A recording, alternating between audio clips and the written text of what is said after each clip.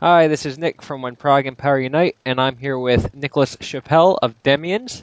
His first album was Building an Empire, and it was released in 2008 on Inside Out Music, and he has a new album, Mute, that's coming out on June 28th in Europe and August 10th here in America. How are you, Nick? I'm fine, thank you. How are you? Oh, not too bad. First question, to paraphrase an old saying, you have your entire life to write your first album, but not nearly as long to write your second. Did you feel any sort of pressure or time crunch when doing Mute? Well, not really. It's not like I felt like I needed to do another record. It's just that it happened this way.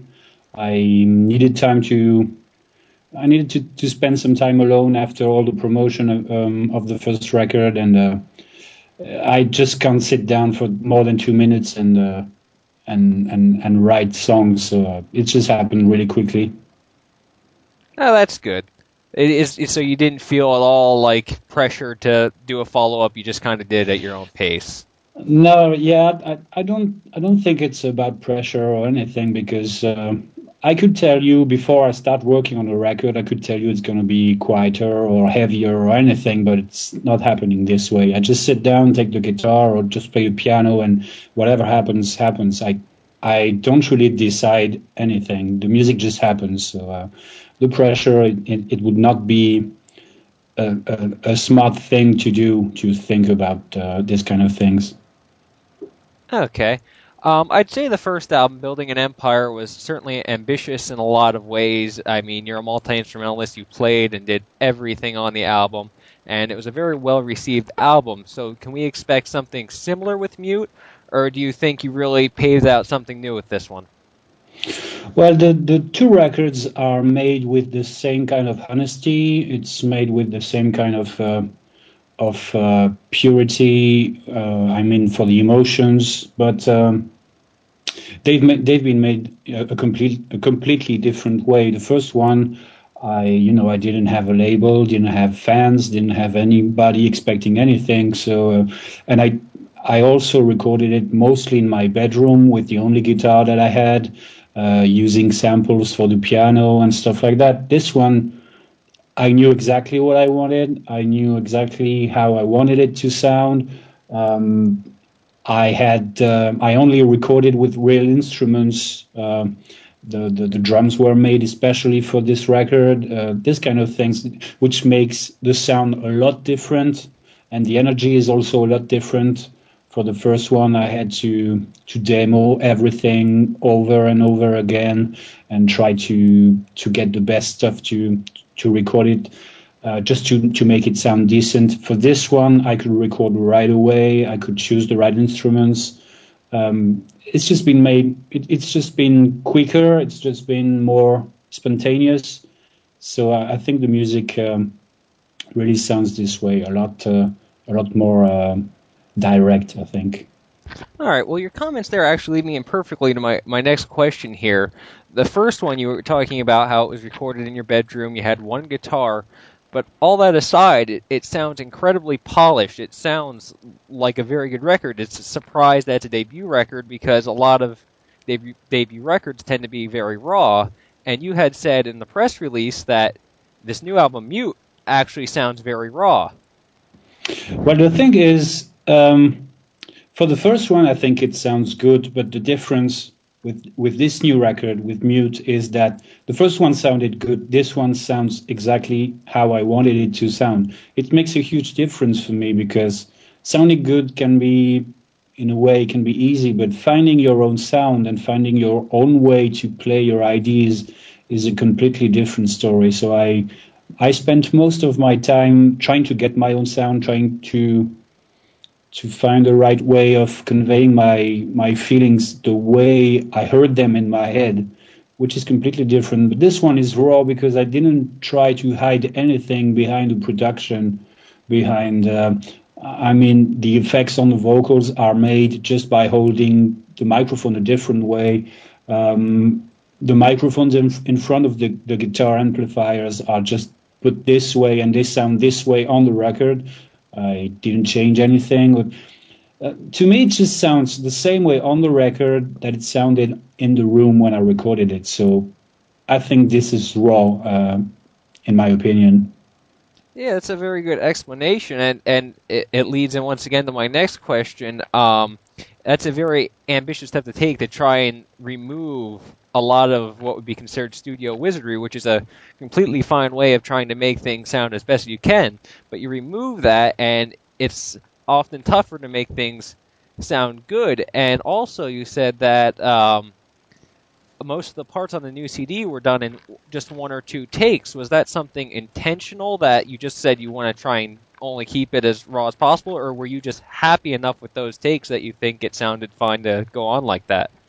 Well, in some way, that's something that I wanted, but if I can say so, it also came from finishing the first record was really tiring for me because once it came out, it had been written 6 years before.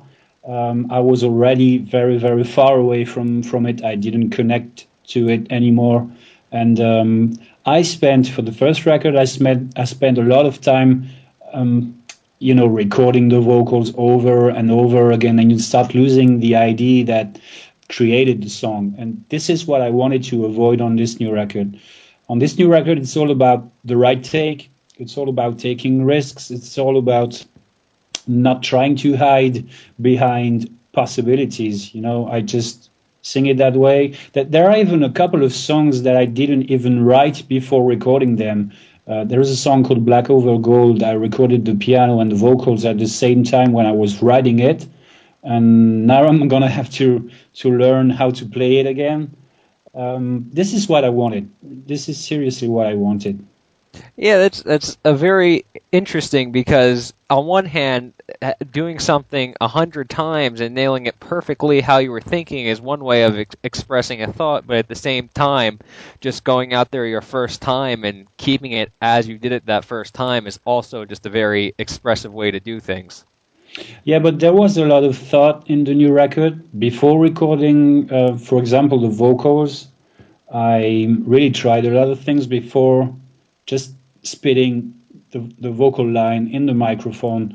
For the first one, it was not a matter of refining or trying to get better. It was just a lack of I don't know how to say it. It was just, when you have a cheap mic and you have the cars in front of your house, driving in front of your house, and you have to record it again just because there is background noise and stuff like that. It's just the first one was mostly a pain in the ass to record. No, mostly not as much fun as the new one is. On the new record, my voice is sounding raspy on a couple of notes, and sometimes it just feels like it could be more, like it could be perfected. But I'm not perfect. I have bad sides and good sides, and I wanted the record to show all of them. Yeah. Uh, it's funny that you know that there are those little imperfections in there, and as someone who writes all the music, plays all the instruments, I would imagine even going in knowing you're going to try and do this in a raw sense, it has to be difficult for someone like you to let those little things go and not go back and change them. Well, you when you can record a song, when a song is born and you can record it right away, you will remember what the song means and you will remember the moment you created it, this kind of the same way. And that's what I could not relate to on the first record, because when you record a song that you wrote 6 years ago, it's just it's like watching a picture of you when you were 10 or 12. It's you, but it's you're still a completely different person. So on this one, I wanted to, this is how I play. This is how the drum sounded in the room. This is how my voice is sounding, and I wanted to keep it that way because this way, when you buy the next records, you will see me and growing as a musician, and not see me as, oh, Nick just bought a new plugin or he bought a new preamp. You know what I mean? hmm Um, that brings me to one last question on the recording of the album, and that is on Building an Empire. You had a very interesting way of recording the drums, and as a drummer myself, I found this interesting. You recorded the actual drums themselves with the cymbals muted, and then the cymbals with the drums muted. Did that carry over for mute, or did you find a new way to do the drums? No, on the first record I did that, and I did also a lot of overdubs, sometimes recording toms or other percussions afterwards. It was just me experimenting with that. I didn't have very good conditions for recording the drums and experimenting, so I tried it. I tried to find new ways of experimenting. I saw the drums kind of like an orchestra, and on the new record, I saw the drums more like Dave Grohl or John Bonham, just being behind the kit and smashing it and having fun recording the drums. And the difference in the drumming on the new record is a lot.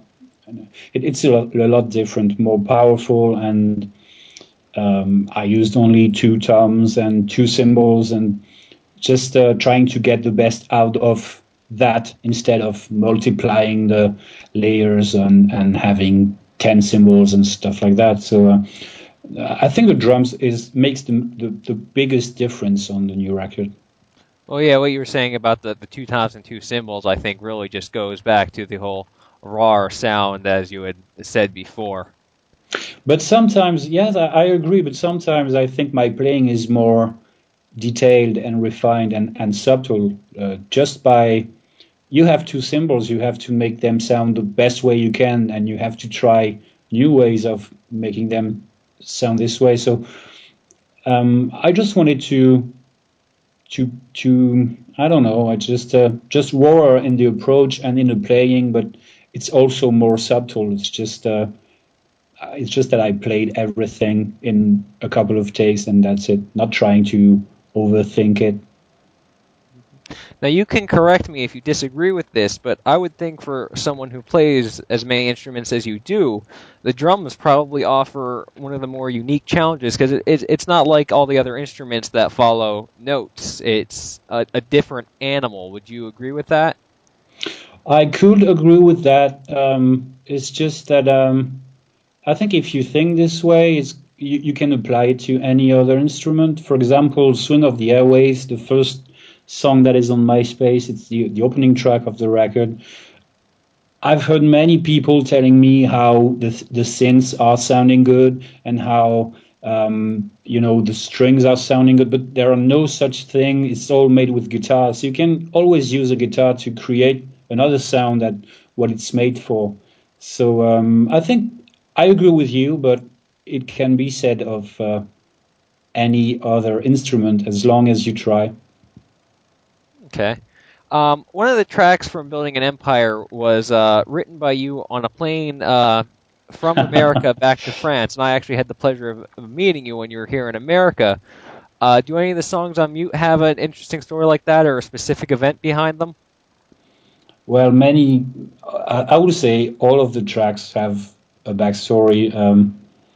I think Falling from the Sun, the closing track of the record, was the first one that I wrote for the record. But there is another song called Feel Alive that we played live on the last tour, and I wrote it before Building an Empire was came out, when it came out, but it's different.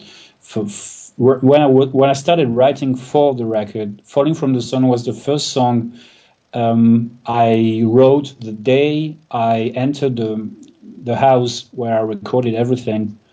At this time, I didn't really want it to. I didn't really want to create a record. I just needed to spend time for myself, just alone, because I had spent a lot of time on the road or a lot of time, sleeping on your bass player's couch, being wherever, And this time I entered the house. I had the house. It's a friend of mine's house who gave it to me for a couple of months because I needed some time for myself. And it's the first afternoon I just sat behind the piano, wrote these three chords in Falling from the Sun, and it was just maybe kind of a testimony, kind of an ode to music. And once I wrote this song, the whole record came out really quickly. So this song is kind of the start of everything for me. It's kind of one of those stories that when it rains, it pours. Yeah, exactly. And I could tell you a lot of stories about all the other songs. Swing of the Airwaves, the opening track, I happened in my head when I entered the stage on the last tour with Porcupine Tree, and I just watched the audience, and everyone looked like an antenna, like everyone was listening and everyone was talking to each other, and I just find the idea that everyone is an antenna, is a part of the world, is also unique, and I think it gave me I think this song and the lyrics and the sound of it inspired the cover and inspired a lot of the direction that the new record is taking.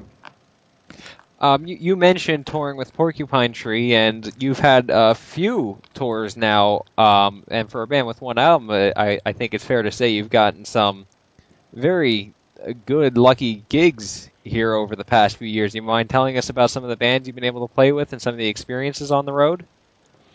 Well, our first tour was, but it is strange for me to talk about it because I still feel like I haven't really played live yet. It might sound strange, but it's been a real pain in the ass creating this live band. You know, when you do everything yourself and then you need people to get involved, you sometimes get in a lot of trouble. Sorry, and that's what happened. I had a few musicians getting into the band for wrong reasons, and it almost ruined it for me.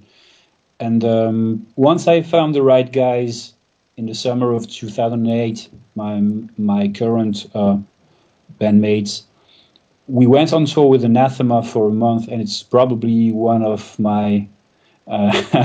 It's just an amazing. It's just made of amazing memories, and the tour with Anathema was just awesome. We played 30 shows in 31 days, and it was just incredible. And we would love to tour again with them. They've become friends, and I don't know. It's just I can't wait until I get back on the road, but I still feel like I need more experience, and I just feel the need to play live a lot more because we went on tour with just my bass player and my drummer. I played the guitar and sang, and we used to play with a click track and all the orchestrations in the background, and that's just not what I'm interested in. I want to play real. I really want to play live, to play all of it live. So I can't wait until this happens. Yes. You had said that you have this bassist and drummer. So are you looking to add a keyboardist at some point, someone who can do the orchestrations live? Is that something you're still looking for? No, I tried, but I will not be able to find a keyboard player because mostly because I don't use synths and pads and stuff like that. Most of you will see on the new record, most of the orchestrations now, everything is real, everything is made with real stringed instruments, and it makes a difference between that and keyboards. And it just didn't fit. So I'm looking for a guitar player. I will play the piano when the song needs it, but I'm mostly looking for a guitar player. And most of all, I'm looking for someone who is not in it for the money because there is no money. People will have to get that stuck in their heads. And it's very difficult, when you need people and they know it, they, instead of trying to help you, they most of the time, some of them try to ruin it because they were not the center of attention, and that's the mostly the reason why I started this project all alone, and it's gonna carry on this way in the studio because I don't like to deal with egos and personal stuff. I just wanted to be in it for the music. Yeah, if there's one thing I think we can probably agree on, it's that if you aren't a current or former member of Rush, Yes, or Genesis, there's probably not a lot of money in Prague. Yeah, but you said prog, and I'm not sure that I don't listen to any prog rock band, and I'm not into this kind of music. And it's another problem I'm signed on Inside Out, and Steven Wilson said a lot of great things about the record and stuff like that, leading people to believe that I'm into prog rock, but I'm not into this kind of music. And that's another problem that I had when trying to find musicians. Mm. I'm more into Neurosis and Cult of Luna and Isis and Nick Drake and I don't know, the Foo Fighters. I never listened to a whole Pink Floyd record in my life. I'm not into King Crimson. And, when you get a lot of people calling you and going to the auditions and trying to impress you with a lot of proggery, uh, I'm not trying to dismiss anything, but at some point when your expectations don't match the ones of people who are going to the auditions, it's almost heartbreaking when you cannot find the right people for the job. So I agree with what you said, but I don't think it's relevant for Demians. Mm. I have to thank you. I think I will use proggery in my everyday life now.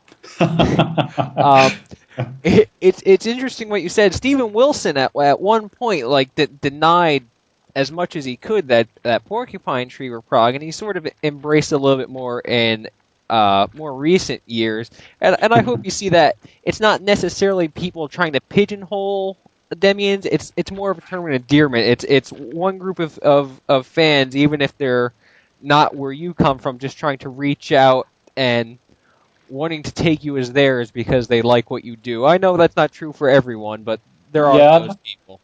I really agree with you, and maybe it's a problem with the way I say that. I said it, but I agree with what you said with Steven Wilson, but Steven Wilson also said from the beginning of his career that he's been influenced by King Crimson and Pink Floyd and these bands. So I'm not trying to deny anything. I can really tell you that I am not influenced by Pink Floyd. I'm not influenced by King Crimson. I don't listen to any of the bands signed on Inside Out. And it's just that I tried. I cannot connect to it emotionally.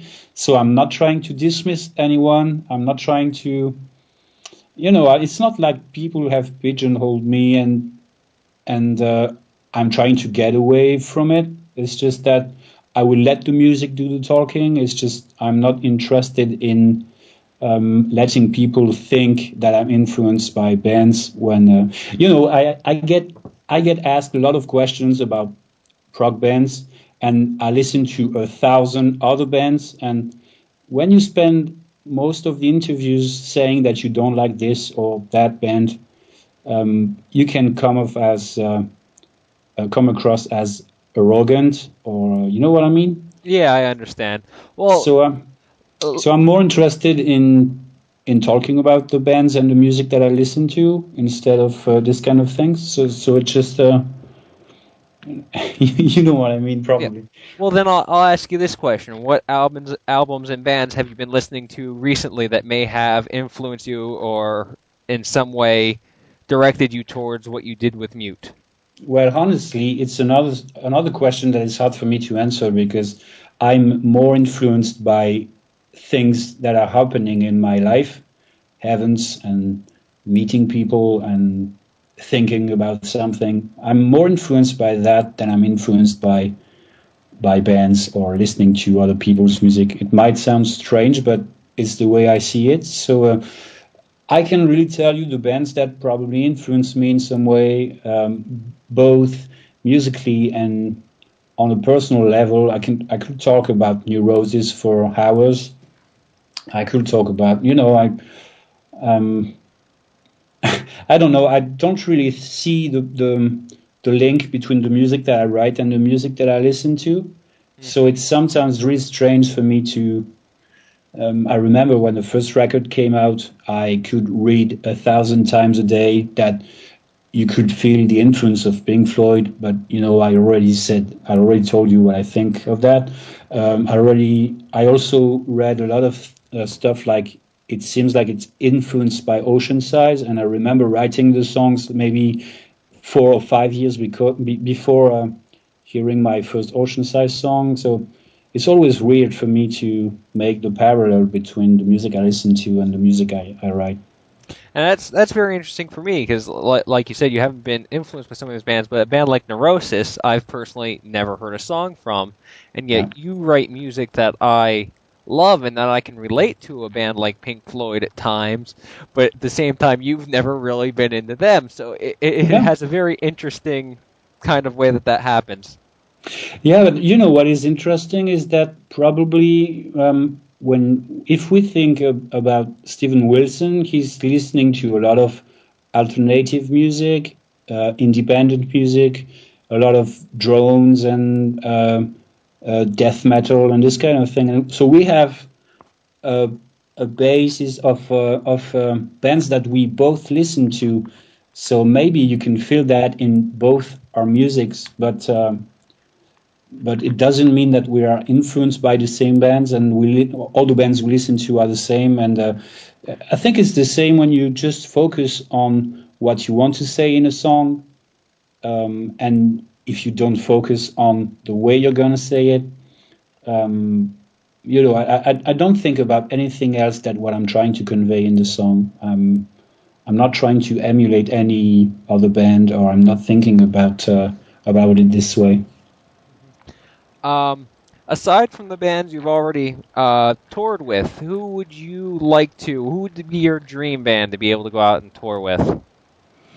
I don't know. I think maybe there is a band that I love. It's called Silverchair, which started as mostly alternative rock or grunge or stuff like that. But they've become really interesting throughout the years, and I would love to tour with these guys. Um, I love Mark Lanigan's music. I love Tom Waits' music. That would be a great experience to tour with these guys. Okay. And while we're on touring, do you have anything along the lines of a tour in the works from you? Are there any chances that you maybe come across the pond for a North American festival or two?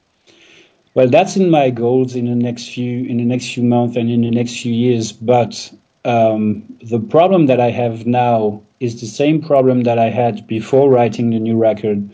I just told myself I'm not going to put out a record until I'm completely satisfied with it. And it's the same for me with the live band now. I think the music is a lot different compared to the first record, so I'm not gonna even try to find the musician that is missing from the band now. I'm gonna wait until the record is out so that people can really listen to what my music is about, what the sound I'm reaching for is about, to find the right musician, and then we're going to unite and work really hard to get this music on stage the way that I want it to sound. So I can't really answer your question. I know it's gonna happen. I just don't know when, but I know it's gonna happen the way I want it to, or the band is not going on stage. Okay.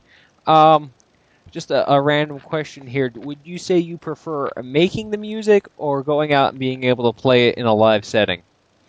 I like both of it, and honestly, I'm not trying to, I'm not trying to push away the question. I really like both of it, and I want both to influence the other. I don't want to do the way I did it for the first record, which is putting out a record and trying just as hard as I can to go on stage. I want to go on stage and play the songs the way I want them to sound. So I really enjoy both. It's just that now I can do both at the same time. I can go on tour and record in the tour bus, this kind of stuff. So I have a setup in my house where I can record at any time. I actually recorded a new song a couple of hours ago. So I'm just trying to not separate these two parts. It's gonna happen this way in the next few years, I think. So can I take that to mean you were so looking forward to our interview, you wrote a song about it? Yeah. That's what I'll tell myself in the years to come. A similar question. Do you prefer writing music, strictly music, or lyrics? If you had to pick one. Most of the time, both happen at the same time. So Okay. it's just, I know that I write a lot of songs, and most of the songs where I don't write the lyrics right away, I just don't finish them. So I think it answers the question.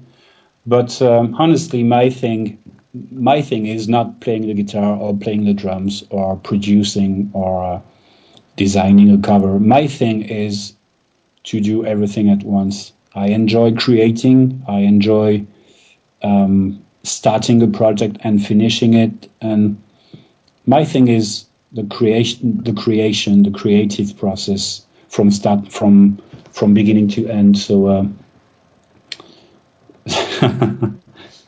All right, I'm going to give you one more question like this that's going to be a difficult choice for you.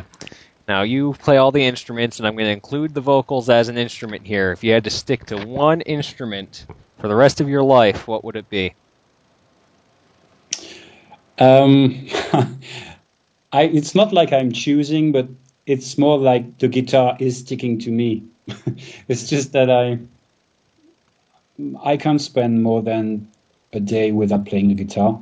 It's just I love creating sound with the guitar. I mostly don't write with the guitar because I've been playing for 20 or 25 years now, and I have qualities and I have bad sides in my playing, but it's all so rooted in me that I can't do anything else. So I'm trying to use it a lot of different in a lot of different ways, and I will probably choose the guitar, but there are a lot of other instruments that I like. On this new record, I made an orchestration with mostly a cello, a violin, but also instruments coming from India.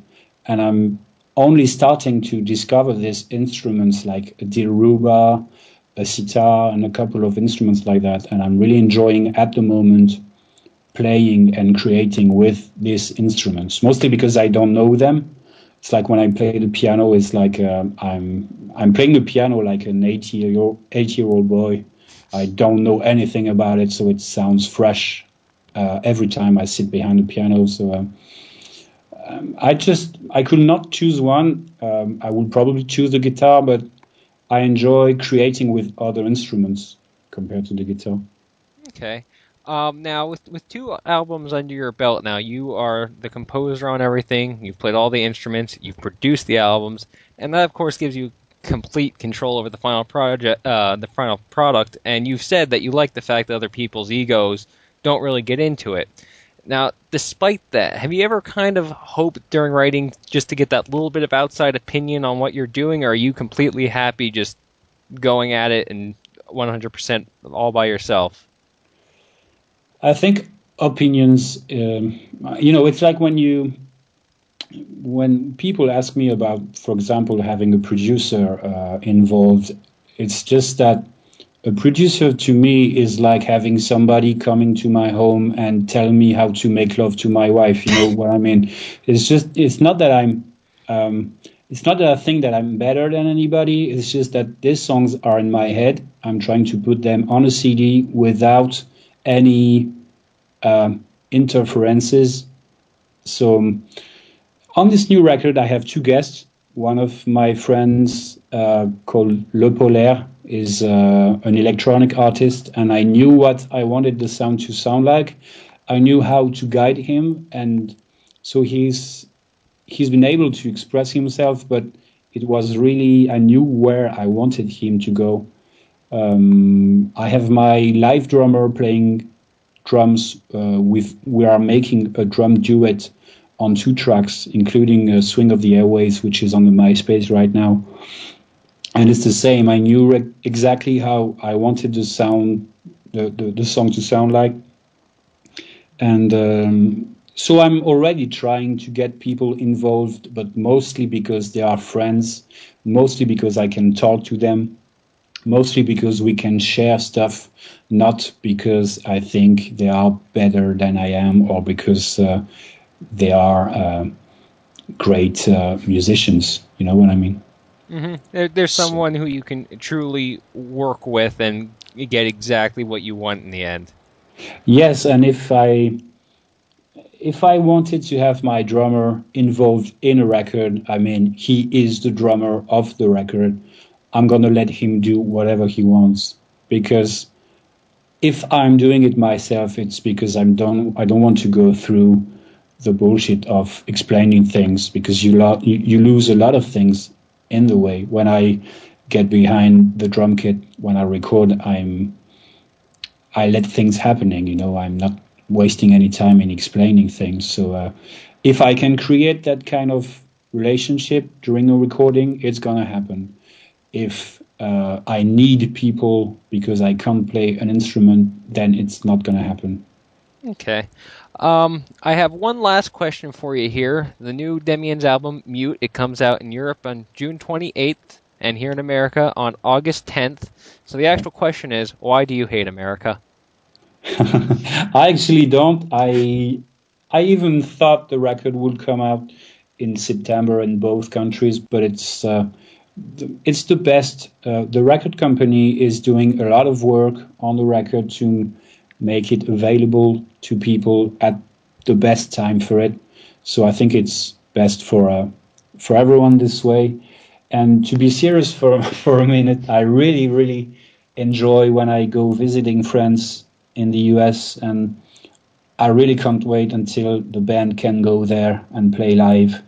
It's really expensive. It takes a lot of time, but I'm not gonna stop music any day soon. So it's gonna happen. I just don't know when, but it's gonna happen. That's good to know. And a month wait anymore is typical for us here in the United States. So I was just giving you a hard time on that.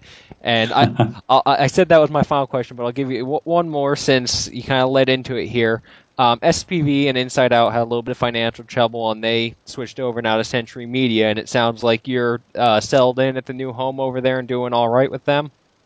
Exactly. Yeah, I think the situation now is better than everyone was into it in SPV, and I think they did a great job. But now I think the situation is to a whole other level, and it's opening my music to we talked about prog music earlier, but I never thought my music had to be only into this category. And now working with the guys in Century Media and EMI is just opening a lot of doors that were not possible to open before. So I really think it's better, a lot better now. I think it could not be better actually. Now, that's good to hear. As many people as you can get it out to, the better, of course. Um, my guest here has been Nicolas Chapel. He is the mastermind of Demians. Their new album Mute comes out in Europe on June 28th and America in August 10th. And I thank you very much, Nick. Thank you very much. Have a good day.